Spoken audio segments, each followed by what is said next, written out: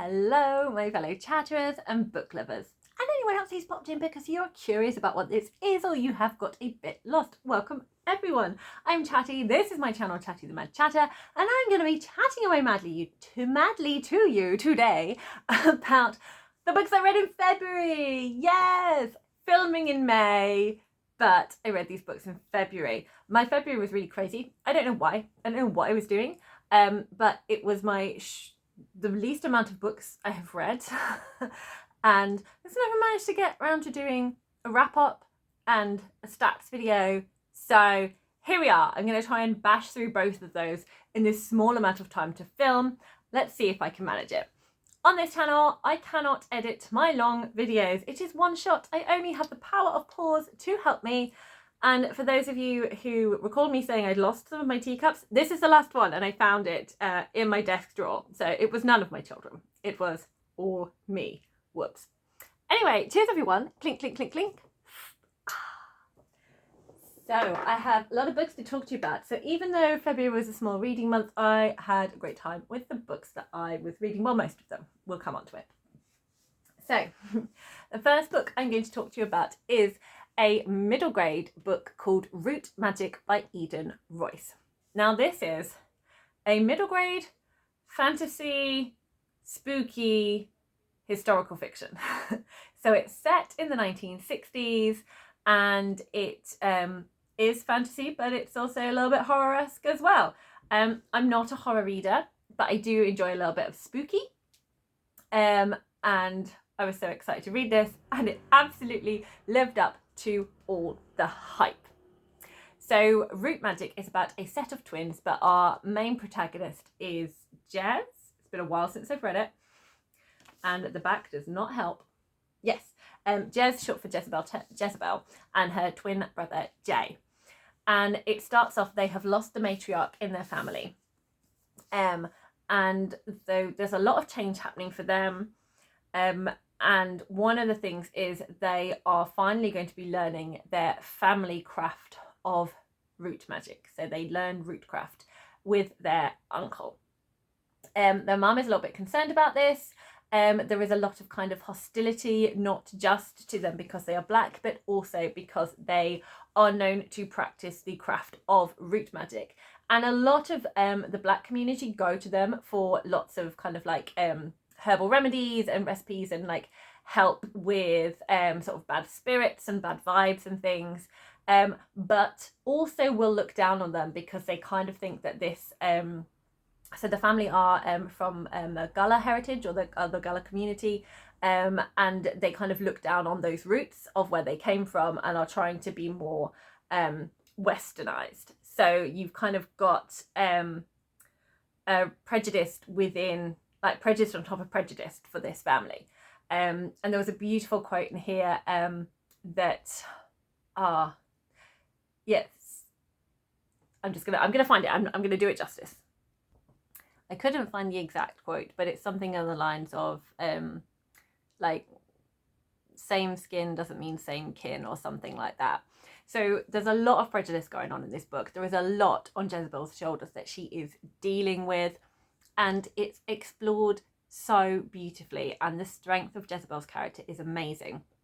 And one of the things that she really pulls from learning this rootcraft is the purpose of it, and that root is to help people, and that's what she holds on to as she's learning new things and doing new things. And despite what happens to her, that's what she focuses on. And I have loved being with her character. I've loved hearing more about her family, and going on this journey with her and exploring all these different things with her. Eden Royce's writing is amazing. Like immediately, like within the first chapter, I was just so delighted. I was like, yes, this book is just going to make me so happy. So the characters, fabulous. The plot, I really enjoyed. The authorial voice was amazing, and it just gave you a lot of heart. There were a lot of themes being explored in this. There is a certain horror aspect, and I'll do a mild spoiler in a moment on that note. Very mild in terms of themes. but I just want to read aloud a little bit to you so you can hear how wonderful Eden Royce's storytelling voice is. So this happens within the first chapter, it's within the first few pages, but obviously if you do not want to hear anything more about it, if you're really excited to pick up this book and want to know nothing, then feel free to kind of skip ahead to the next one. So they're at their grandma's funeral. I couldn't cry. I felt so much hurt inside, but it wouldn't come out. Like the time I fell out of the big live oak tree near our house and couldn't breathe. Mama said I just had the wind knocked out of me and I'd feel better soon. I hoped I'd feel better soon about losing Gran. Emptiness opened up in my heart and I wondered if it would ever be full again. Goodbye, Gran, I whispered, sobs clogging my throat. I miss you already. Only then did I finally cry. Tears hotter than the air around us ran down my face and neck, wetting the collar of my dress, but I didn't care. These tears were the last things I'd ever be able to give my grandmother, and I wanted her to have all I had. The heart in this book is just so wonderful, and the connection between all of the family I just really love. They don't always agree, they don't always get on, but you kind of learn more about them and learn all about kind of like them trying to pull together.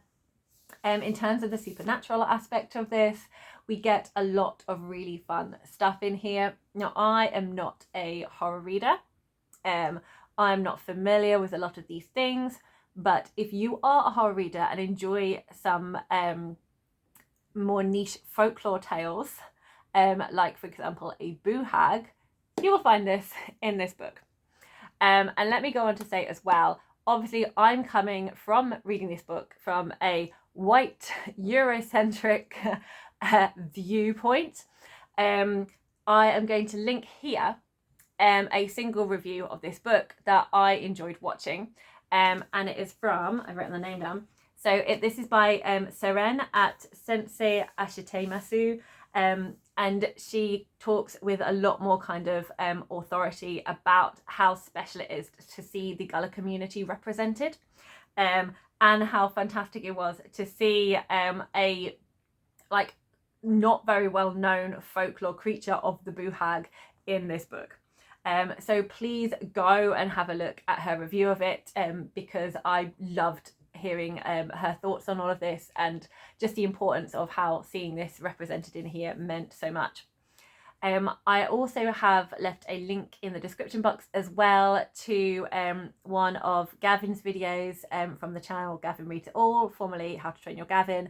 It's part of his In Conversation With series where he did interviews with authors, and there is an interview with Eden Royce, so I'll link that for you as well to go and check out the spoiler-free interview. So one of the things I really loved about this book, so I'm talking on the themes here now, is how horror was explored, but we are looking at kind of, are we talking about supernatural horror, or are we talking about the horror of humans to other humans? And I thought that was really beautifully kind of explored in here. The friendship, the family, all of those things I just loved. I loved seeing the root magic explored. I loved seeing these different folklore, what's the word, not yeah, I suppose creatures and references being brought to life in here, and I'm absolutely going to be reading all of Eden Royce's work, though she has got another book that's already out that I want to get hold of, and she has a new book coming out this July that I would like to get hold of as well. So if you enjoy historical fiction, if you enjoy fantasy, if you enjoy themes of prejudice and overcoming adversity, and like a strong family unit, and if you would like a little bit of spookiness in your books, it's not full-on horror, if that's what you're looking for, but definitely like a spooky edge, then I think you'll really enjoy Root Magic. Whoop. Come on, book, here we go. So the next book I have to talk about, I read most of it in February, but I ended up finishing the last bit in March, and this is Homegoing by Yari Garcia. So this is a historical fiction. It follows a family, on the Golden Coast in the, I think it's 1700s, where one part of the family stays and is involved with the Europeans in selling slaves, and the other is captured and sold as a slave and ends up in America. And so you're following these two branches throughout the generations, and you see how their different lives happen and how different things are impacted because of certain things. It is a very heavy read in terms of subject matter, and I absolutely, please check the trigger warnings before you go into it, because there is a lot of stuff in here. I was so lucky to buddy read this with the lovely MariAndrea from, I'm gonna check her channel name because I'm rubbish at pronouncing it, from Books and Bookadijos. I think I've got that right. Apologies, MariAndrea. I'm so pleased I read this book with a buddy because it was so nice to be able to discuss the content, how it made us feel as we were going through it, and there were some very heavy things, and I think both of us were broken at many points in this, to the point when I'd say like towards the end of the middle, I was really feeling like, oh my goodness, I don't know how much more of this book I can cope with. I just want something, I just need something okay to happen. And just this different, it was a really amazing portrayal at just the different, it was like a little snapshot of different moments of history, but just very much kind of focused in and centered on like one character and one part of this family. Like each one of these sections could have been explored and had a whole novel done off it. But you had some family members that were referenced back to, and some that appeared in other chapters as like seeing their children and things like that. So sometimes it was really nice to like hear back about older characters. And just you just absolutely went on a journey with this family and this pain and this trauma that has continued to happen. But when I was kind of at my breaking point, suddenly we started to have more light at the end of the tunnel. I was definitely feeling like this is a book I'm really pleased I've read, and I think it's really clever, but I don't know if I'm going to keep hold of it. I might then just be passing it on for someone else to enjoy. But then the last 4 chapters really kind of helped me be okay. So the last 4 chapters, like you saw certain things kind of pulled together. You saw, you continued, they were kind of more interlinked with the family. So you had like family members who you'd heard of, who you'd seen a chapter through their eyes, would then be in the next chapter, but as a guardian figure. And that really helped to kind of like continue on with some of these stories and see like some fallout and things that happens. And for me, like there was a very kind of like healing and well-rounded ending, is what I found for me. So I will be keeping this. I'm also going to be getting my husband to read it because I think it would be interesting. But I did find it hard. So thank you so much, MariAndrea, for holding my hand on this journey through it. And I really loved sort of like waiting to hear your thoughts about this and be like, it's okay, keep going. So it was a really enjoyable experience reading this, despite the trauma and the grief. And yeah, that's all I'm going to say without spoiling it. And I would love to chat more if you've already also read this, but definitely one for you to check trigger warnings with. So if you have read this and are interested, it was the chapter on Akua that really broke me, followed by the chapter on Willie. So the next book that I have to talk about is Black on Both Sides, A Racial History of Trans Identity. So this is a non-fiction book by C. Riley Snorton. This is a book that I started last year in June, read the introduction to, got distracted by something else, went back to start the first chapter and felt like I needed to reread the introduction. And then I had a load of other kind of like different things that I was trying to do, and I was like, this just isn't this book's time right now. This is I think the most difficult nonfiction I have read, because it feels very academic, really fascinating, and I did enjoy reading it. I was thinking originally that I'd need to read it sort of a little bit, sort of like a little bit at a time, kind of spread out. But having struggled with it originally, I was like, actually, I think I need to just consistently read it throughout 1 month. So that's what I did. Although I did kind of just, I had a small break and then read the last bit in March, but most of it I read in February, which is why it is in February. No, not actually March. Actually, I read a little bit in March, and then I finished off the last tiny bit in April. But most of it I read in February, which is why it's in this wrap up.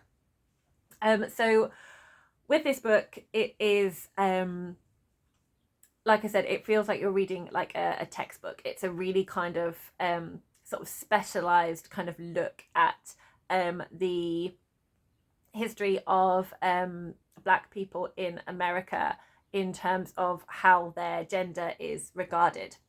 So I'm going to read a little quote from the introduction that I really liked. So this is a quote that C. Riley Snodden is doing from L.H. Stallings. As L.H. Stallings writes, if transgender and transsexual history and culture depend upon what has been published, visible, legible, and authorised enough to be archived, then we might query what has been omitted as a result of the conditions of illiteracy, criminalisation, and poverty. So thinking about everything that we have that has been recorded, and then reasons why many more things haven't been recorded because of the people in power and kind of the narrative that history wants to take. I found that really fascinating. So the book really takes a really detailed look at how Black flesh was viewed, and really some quite horrific stuff. Like, obviously I knew about slavery, but I didn't know kind of the extent of how bodies and female bodies were kind of used for exploring biology and human biology, and towards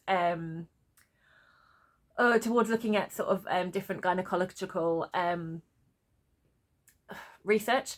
So the suffering, basically these women were treated as like basically just bodies to practice surgery on, which was utterly horrific. So that was entirely horrifying to read about, and how, like, because they were just seen as like flesh and meat rather than humans, it's almost like through that the body kind of became almost ungendered, and then how they started to re-put gender back on to the black onto Black people. It's definitely something that I had a certain grasp of, and when there was something that didn't quite hit, I just had to kind of let it go over my head to kind of keep following with the gist of what was being explored. So I can't claim to be an expert in any way, shape or form, but I did find this really interesting. It also looked at how cross-dressing was used to escape slavery. And there were some amazing kind of stories. So I've now written down quite a few stories that I want to research, sort of do my own reading around those different journeys. And then it moved kind of on to the first kind of instances of people who are transgender within here. And there was one that kind of struck out in particular to me that I have marked. So this is Betty Brown, and I just really love this picture we have of her here. So this is from the 1957 article called Double Sex Defendant, and this photograph is Ava Betty Brown taken at the courthouse, and she just looks like such a strong, beautiful woman owning her womanhood here. And there is a quote on Betty Brown's arrest. Make sure I can find it. Let me just find that. So the story of Betty Brown, she was minding her own business, and she was just arrested for wearing women's clothes, and her defense attorney, George C. Adams, describes Brown's arrest as unconstitutional, citing it infringed on her rights as a private citizen and contending that the police were picking on her.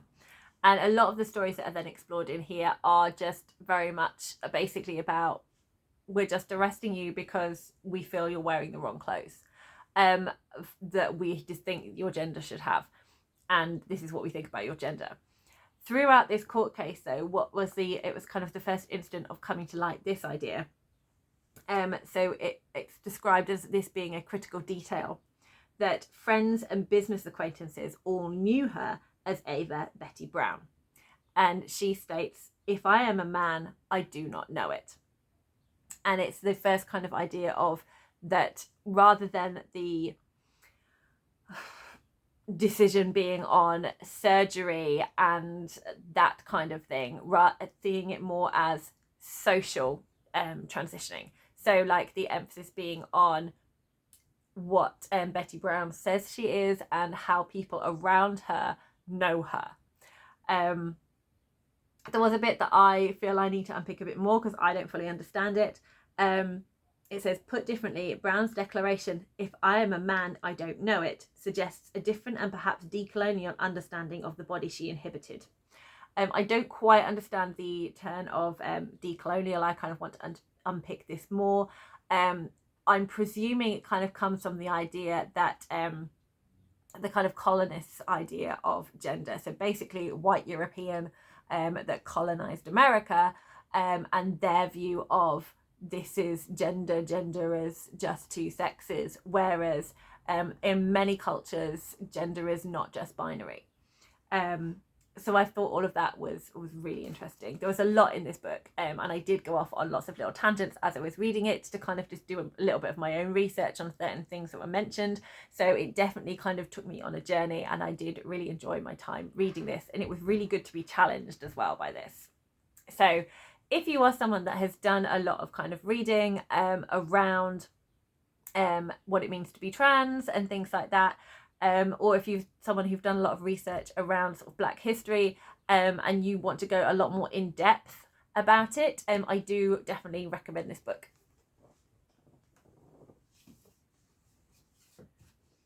Okay, I'm now going to talk about another buddy read that I did. So this was the desert fantasy, The Stardust Thief by Chelsea Abdullah.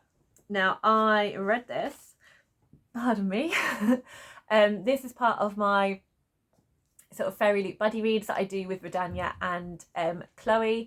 I will link their channels in the description.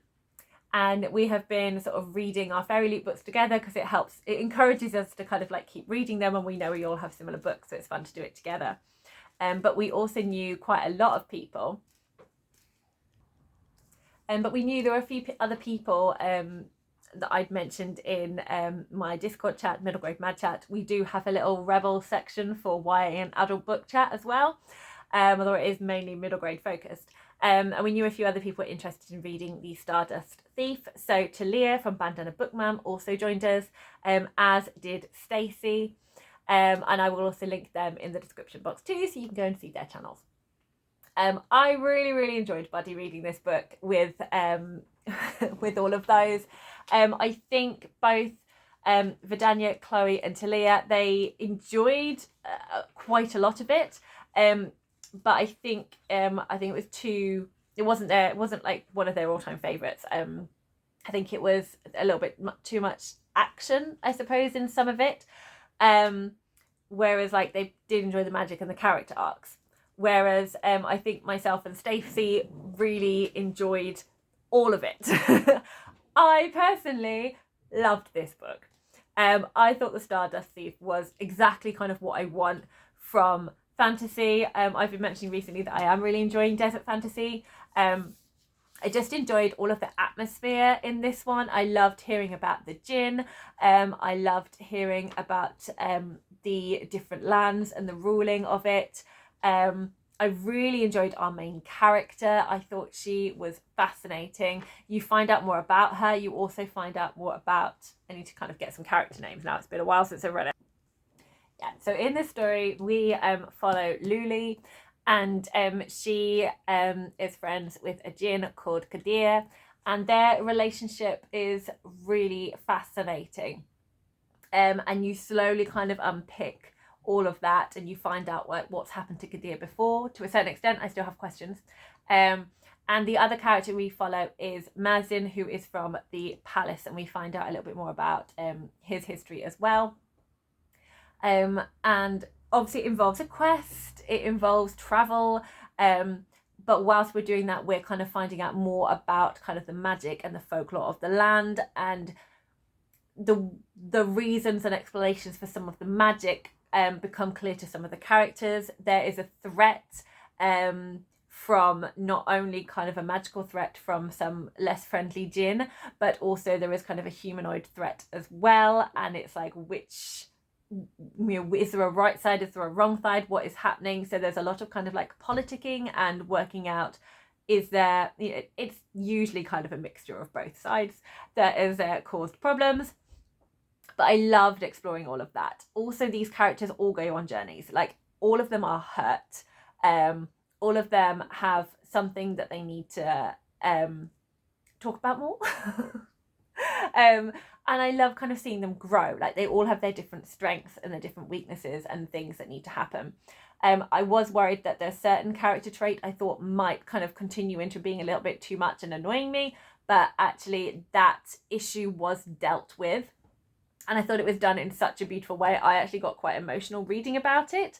So I really enjoyed the emotional side of this. Like I said, the character arcs. So I felt very satisfied with kind of the setup and payoff that we were given. I still have loads of questions on how it ended. I really want the next book, which is called The Ashfire King. I thought it was going to be out this year, but actually it's due in 2025. But I will absolutely be needing to read that as soon as possible. I found the plot really exciting. I thought there's a really good balance of like calm character building moments, like soaking in the atmosphere, to action that was really intense. And we get to, and I felt very much like the action brought the characters on more. So how they reacted to certain points in the action, kind of where they got to, things they had to go through. I felt it revealed a lot more about the characters and about how they then respond and continue on with this. It gave us kind of a little bit more about the world. It gave us stakes. I really enjoyed this book. I thought it was great. I can't wait to kind of hang out with these characters again. I can't wait to see what happens next. I'm very excited. There were some wonderful magical artifacts in here. It was just beautiful. And I do love my very purple copy. This is a Fairy Loot edition, so of course it has gorgeous end pages. Da-da-da-da-da. Here we go. So we've got Luli in her midnight merchant disguise, sort of in sort of like the Souk's market town. On the front we have this gorgeous compass, and on the back we have their storytelling tale, neither here nor there but long ago. I really enjoyed the art of storytelling in this. Their like tales are told, like folklore is discussed in here. And then certain kind of, I suppose, like myths and legends and fairy tales are then alluded to. And it's like, is the story true or is it different to kind of reality? So I really enjoyed having all of that done. You can absolutely see that Chelsea Abdullah was inspired by 1001 Nights. She does say that in here as well. She is American Kuwaiti. She was born and raised in Kuwait and wanted to kind of bring all these stories that she grew up on into this. So you do see a lot of aspects of that. And I really enjoyed how I definitely saw like references to the 40 Thieves, to Aladdin, to 1001 Nights, with the storyteller and a death sentence being held above the head, and just how like the use of stories and how all of that was kind of used within this book. I thought it was great. And then on the back we have our three characters going off into the desert here. There is another character alongside Mazin, Qadir and Luli that kind of comes into play in here as well. And again, I thought that was another really good character arc that we got to explore. So really, really enjoyable. And I can't wait for the next one, as I think you can tell.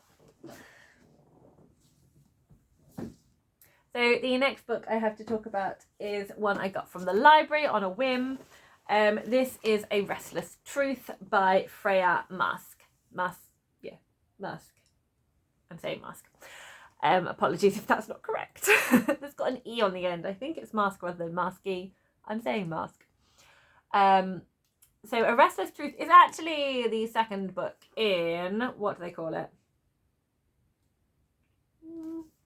I don't know what the series is called, but the first one is called A Marvelous Light, and there is a third one called A Power Unbound. It's about kind of magic and magicians. I think it's magicians or conjurers. I can't quite remember, but there's that.